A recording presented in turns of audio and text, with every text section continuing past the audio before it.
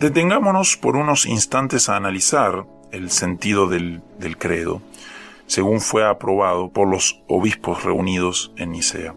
Al hacer este análisis, resulta claro que el propósito de esta fórmula es excluir toda doctrina que pretenda que el Verbo es en algún sentido una criatura.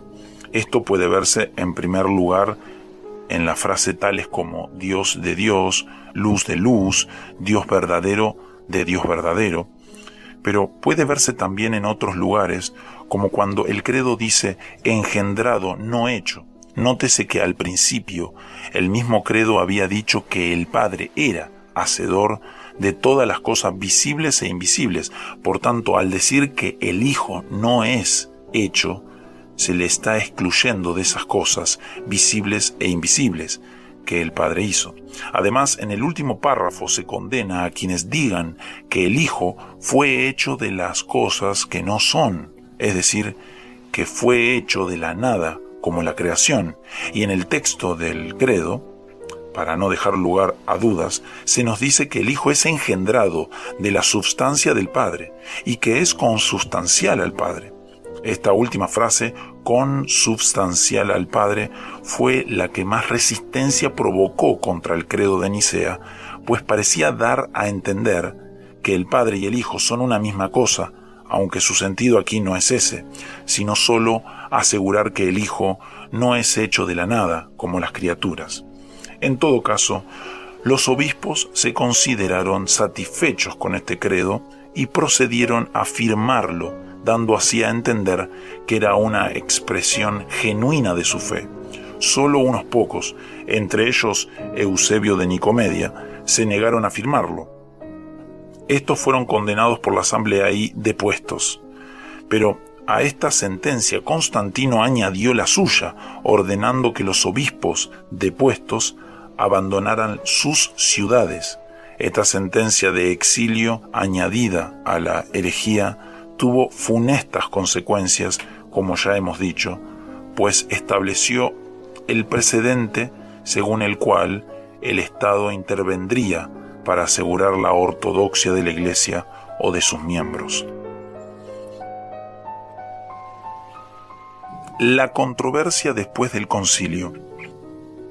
El concilio de Nicea no puso fin a la discusión. Eusebio de Nicomedia era un político hábil y además parece haber sido pariente lejano de Constantino. Su estrategia fue ganarse de nuevo la simpatía del emperador, quien pronto le permitió regresar a Nicomedia. Puesto que en esa ciudad se encontraba la residencia veraniega de Constantino, esto le proporcionó a Eusebio el modo de acercarse cada vez más al emperador. A la postre, hasta el propio Arrio fue traído del destierro y Constantino le ordenó al obispo de Constantinopla que admitiera al hereje a la comunión. El obispo debatía si obedecer al emperador o a su conciencia cuando Arrio murió. En el año 328, Alejandro de Alejandría murió y le sucedió Atanasio, el diácono que le había acompañado en Nicea y que desde ese momento sería el gran campeón de la causa nicena. A partir de entonces, dicha causa quedó tan identificada con la persona del nuevo obispo de Alejandría que casi podría decirse que la historia subsiguiente de la controversia arriana es la biografía de Atanasio. Puesto que más adelante le dedicaremos todo un asunto a Atanasio, no entraremos aquí en detalles acerca de todo esto. Baste decir que, tras una serie de manejos, Eusebio de Nicomedia y sus seguidores lograron que Constantino enviara a Atanasio al exilio. Antes habían logrado que el emperador pronunciara sentencias semejantes contra varios otros de los jefes del partido niceno. Cuando Constantino decidió por fin recibir el bautismo en su lecho de muerte, lo recibió de manos de Eusebio de Nicomedia. A la muerte de Constantino, tras un breve intervalo, le sucedieron sus tres hijos, Constantino II, Constante y Constancio. A Constantino II le tocó la región de las Galias, Gran Bretaña, España y Marruecos.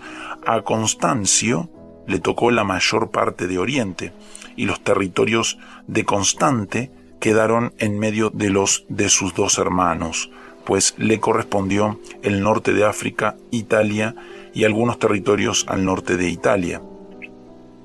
Al principio, la nueva situación favoreció a los nicenos, pues el mayor de los 3 hijos de Constantino favorecía su causa e hizo regresar del exilio a Atanasio y los demás. Pero cuando estalló guerra entre Constantino II y Constancio, que como hemos dicho reinaba en el oriente, se sintió libre para establecer su política en pro de los arrianos. Una vez más, Atanasio se vio obligado a partir al exilio, del cual volvió cuando, a la muerte de Constantino II, todo el occidente quedó unificado bajo Constante, y Constancio tuvo que moderar sus inclinaciones arrianas. Pero a la larga, Constancio quedó como dueño único del imperio, y fue entonces que, como diría Jerónimo, a quien también dedicaremos tiempo más adelante, el mundo despertó como de un profundo sueño y se encontró con que se había vuelto arriano. De nuevo los jefes nicenos tuvieron que abandonar sus diócesis, y la presión imperial fue tal que a la postre los ancianos Ocio de Córdoba y Liberio, el obispo de Roma, firmaron una confesión de fe arriana. En esto estaban las cosas cuando un hecho inesperado vino a cambiar el curso de los acontecimientos. A la muerte de Constancio le sucedió su primo, Juliano, conocido por los historiadores cristianos como el apóstata. Aprovechando las contiendas entre los cristianos, la reacción pagana había llegado al poder.